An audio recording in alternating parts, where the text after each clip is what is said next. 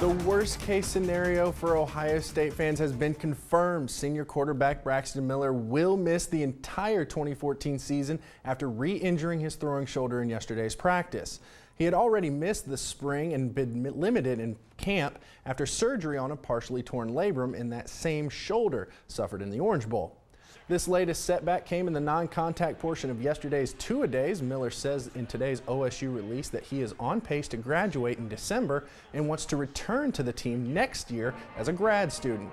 As for this fall, redshirt freshman J.T. Barrett recently moved ahead of sophomore Cardale Jones in the battle behind Miller. The Texas native was the top-ranked dual-threat quarterback, according to at least one source, before tearing his ACL midway through his senior year of high school in 2012. He hasn't taken a snap in game action since then.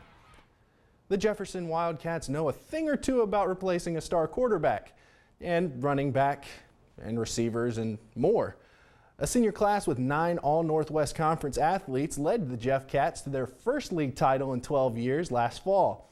Now with that group gone, it's up to first-year head coach Chris Summers to keep the Cats in the championship hunt. Our Eddie Kilroy continues our countdown to kickoff in Delphus. Thanks, Eddie.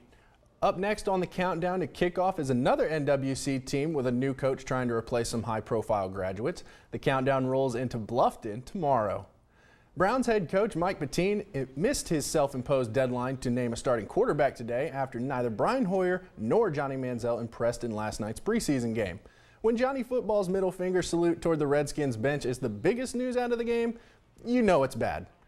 Pettine did say last night that something like that wouldn't factor into his decision on a starting QB, but that he isn't pleased with it.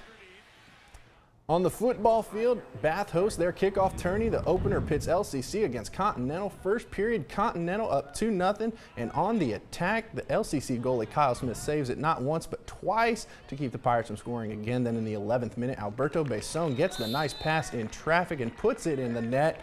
Too much Continental, though, winning 4-2. The late game between Bath and Lima Senior was rained out. Girls soccer at Lima Senior. Lady Spartans taking on Allen East. Early first period, Allen East on the attack. Spartan keeper Essence Cowan stops the first shot, but Marie Beach buries the rebound. Mustangs up 1-0. Now Lima Senior's Taylor Lesh is bearing down on goal. Comes together hard with Cassidy Raynow, who makes the save. These teams play to a rain-shortened 1-1 tie this evening. They'll decide tomorrow whether to finish it. To the volleyball court, new head coach Megan Campbell leads the two-time defending state champs from Marion Local into Anna's second set. Junior Emily Mesher delivers the blow to give the Lady Flyers the 9-4 lead. Then Mackenzie Albers makes a play of her own. The champs are up 14-9, but Anna goes on a run. Sarah Bettinger fires one down the line to give the Lady Rockets the lead at 16-15. Flyers recover. Chloe Berkey delivers the ace. Marion Local wins a good one, 3-2. More net games. Van Wert visits LCC on the tennis court. Number 1 singles, T-Bird senior Casey Bradshaw comes to the net and is there for the easy point. She and Allie Moreland split the first 2 games. Then Moreland tucks this shot inside the line. The Lady Cougar wins 6-2, 6-1. Second singles, Emily Janowski already has her height on her side, and she goes up to earn this point. Janowski wins 6-love, 6-1, and LCC takes it 4 matches, 2-1. On the court at Bath, the Wild Kittens welcome Ada this afternoon. First singles, Ada's Mackenzie Wills smokes one to the corner just out of the reach of Gracie Smith. Wills wins 6-3, 6-1. Number 3 singles, Meredith Marshall lobs it over the head and just out of Madison Powell's reach. Marshall wins 6-love, 6-love, and Ada gets the road win 3-2. We need to take a quick break here on Your News Now Sports. When we come back, the new Bowling Green Hoops coach makes a stop in Lima. Hear from the top Falcon after this.